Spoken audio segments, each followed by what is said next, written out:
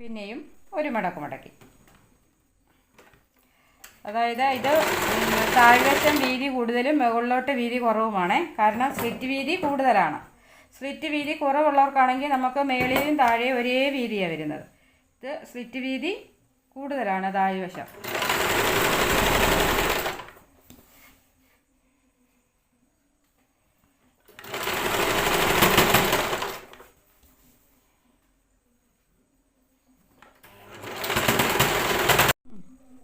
നമ്മൾ ഇവിടെ ഈ വെട്ട് ഇട്ട് നിർത്തിയുടെ അടിക്കാൻ പോവുകയാണേ. അതെല്ലാവരും ശ്രദ്ധിച്ചോണം. ഇത് കണ്ടോ, ഇങ്ങനെ തന്നെ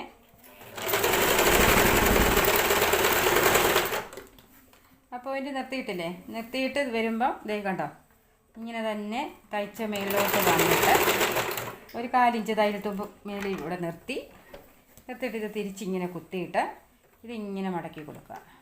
കണ്ടോ, മടക്കിയിട്ട് ഇത് ഇവിടെ തന്നെ ഇങ്ങനെ വെച്ചിട്ട് ഇതിങ്ങനെ അടിക്കുക.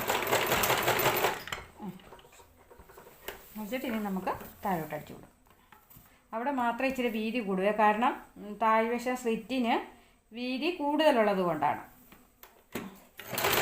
അതാ മടക്കുന്നത് വീതി കൂട്ടിയിട്ട് നമ്മൾ ഇങ്ങനെ അടിക്കുമ്പോൾ അത് അവിടെ താഴോട്ട് വരുന്ന ഉടനെ അത് വീതി കുറച്ച് അടിച്ചു കൊടുത്താൽ മതി.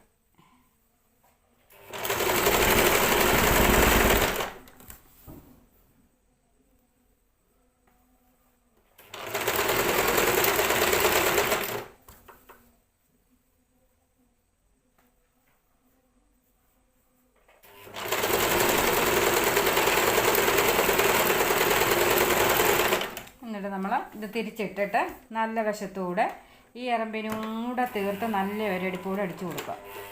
ആ ചുളുക്കമൊക്കെ വേണമെന്നുണ്ടെങ്കിൽ നമുക്ക് കൊടുക്കുക. ഇങ്ങനെ സ്പീഡിലടിക്കാതെ ശ്രദ്ധിച്ച് ഇപ്പുറത്തോട്ട് ഇറങ്ങാതെ ഇങ്ങനെ ചെറുതെ അടിച്ചു കൊടുക്കുക.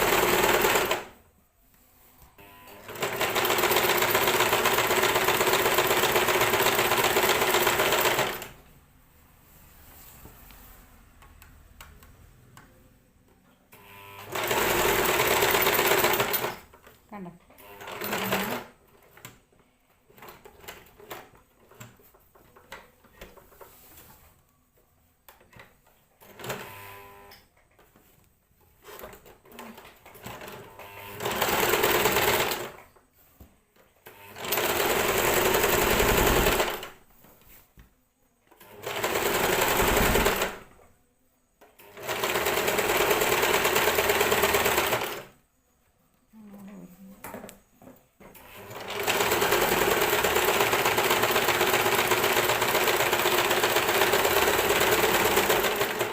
അപ്പോൾ നമ്മളൊരു വശം അടിച്ചെടുത്തിട്ടുണ്ട്.